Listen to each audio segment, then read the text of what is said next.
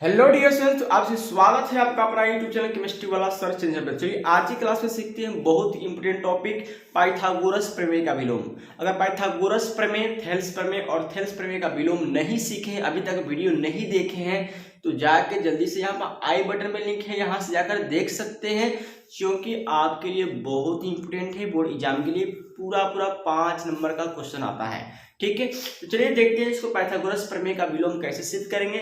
तो वीडियो आगे बढ़ने से पहले अगर आप चैनल पर नए हैं तो चैनल को सब्सक्राइब करेंगे, बेल आइकन को प्रेस करेंगे और आपका जितना भी दोस्त फ्रेंड्स हैं उसके पास वीडियो का लिंक शेयर कर दीजिए। तो सबसे से पहले क्या करते हैं, पाइथागोरस प्रमेय का विलोम होता क्या है इसके बारे में जानते हैं। तो पाइथागोरस प्रमेय का विलोम, अगर आपको बोर्ड एग्जाम में आएगा कि पाइथागोरस प्रमेय के विलोम को लिखें, ठीक है, तो आप क्या लिखेंगे, तो लिखेंगे यदि किसी त्रिभुज में सबसे बड़ी भुजा का वर्ग अन्य दो छोटी भुजाओं के वर्गों के योग के बराबर हो तो वह त्रिभुज समकोण होता है। पाइथागोरस प्रमेय का विलोम क्या कहता है कि यदि किसी त्रिभुज में सबसे बड़ी भुजा का वर्ग यानी कर्ण का वर्ग अन्य दो छोटी भुजाओं के वर्गों के योग के बराबर हो तो वह त्रिभुज क्या होता है, समकोण होता है। और इसी चीज को लिखेगा कि पाइथागोरस प्रमेय को लिखकर, पाइथागोरस प्रमेय के विलोम को लिखकर सिद्ध करें।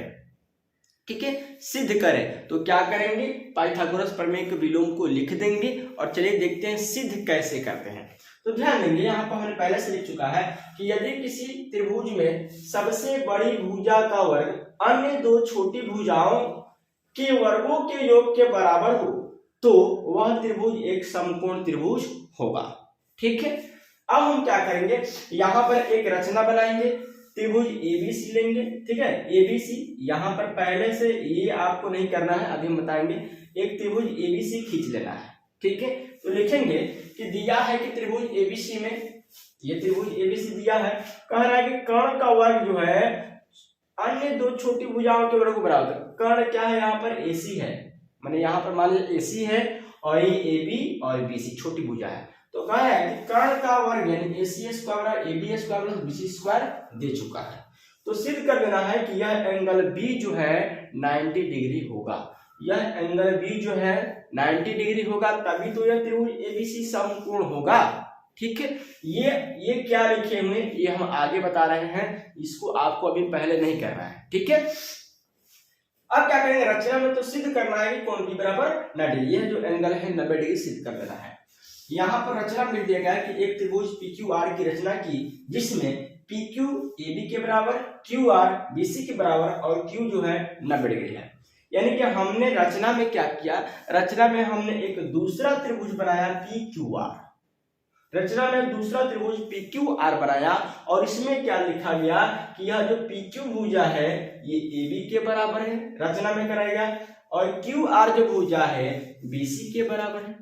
माने कि हमने एक ऐसा त्रिभुज बनाया जिस त्रिभुज का PQ जितना बड़ा है उतना ही AB का भुजा है, जितना QR है उतना ही BC है, और साथ में इस त्रिभुज का Q जो है हमने 90 डिग्री किया है, यानी कि यह एक समकोण त्रिभुज हो गया।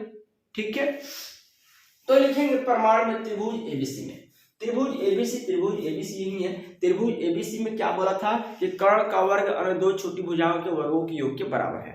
तो कर्ण का वर्ग, तो कर्ण क्या है, कर्ण यहाँ पर एसी है, तो हमने लिखा एसी स्क्वायर और AB square plus BC square. ये क्वेश्चन में दे दिया था, देखिए यहाँ पर दिया है। ठीक है, तो ये हमने लिखा AC square AB square plus BC square, ये क्वेश्चन में दे दिया है। अब देखेंगे इस त्रिभुज PQR में, त्रिभुज PQR क्या है, यह त्रिभुज PQR क्या है, समकोण त्रिभुज है। समकोण त्रिभुज में पाइथागोरस प्रमेय लेगा कि कर्ण का वर्ग दो छोटी भुजाओं के वर्गों के बराबर होता है ना। तो त्रिभुज PQR में हम लोग पाइथागोरस प्रमेय लगाएंगे, तो ये होता है कर्ण का वर्ग, कर्ण क्या है यहाँ पर PR है, तो PR स्क्वायर बराबर PQ square plus QR square. ठीक है, यहाँ पे लिखा चुका है PR square PQ square plus QR square. रचना से देखिए कि PQ है जितना बड़ा है उतना ही AB बड़ा, रचना में किया गया था। QR जितना बड़ा है उतना ही AC, तो PQ AB के बराबर है, QR BC के बराबर है। तो हम क्या कर सकते हैं, तो हम कर सकते हैं PQ के जगह पर AB लिख सकते हैं, QR के जगह पर BC लिख सकते हैं। तो PR square PQ square plus QR square, PR है, PQ के जगह पर हमने AB ट्रांसफर कर दिया, QR के जगह पर BC, इसको हमने माना इक्वेशन फर्स्ट, इसको माना equation second. Equation first, equation second. अब देखिए समीकरण 1 में AC square AB square plus BC square, और समीकरण 2 में PR square AB square plus BC square है, AB square plus BC square, AB square plus BC square. इस साइड दोनों आपस में बराबर है, यह साइड आपस में बराबर हो जाएगा कि नहीं? जब ये दोनों आपस में बराबर है तो ये दोनों का आपस में बराबर होता है। तो समीकरण 1 और 2 से AC स्क्वायर PR स्क्वायर, ये इस पर भी वर्ग है, इस पर भी वर्ग है, वर्ग कैंसिल करते हैं तो AC बराबर क्या रहता है? PR। तो AC जो है, AC भुजा PR के भी क्या रहता है? बराबर हो जाता है। यह AC भुजा PR के भी बराबर हो गया। जितना बड़ा AC है उतना ही बड़ा PR है। अब लिखेंगे चूंकि त्रिभुज ABC और त्रिभुज PQR में, इस त्रिभुज ABC और त्रिभुज PQR में क्या देखने को मिला? देखने को यही मिला कि AB जो है PQ के बराबर है रचना से, BC जो है QR के बराबर है रचना से, और AC PR के बराबर प्रूफ कर दिया गया है।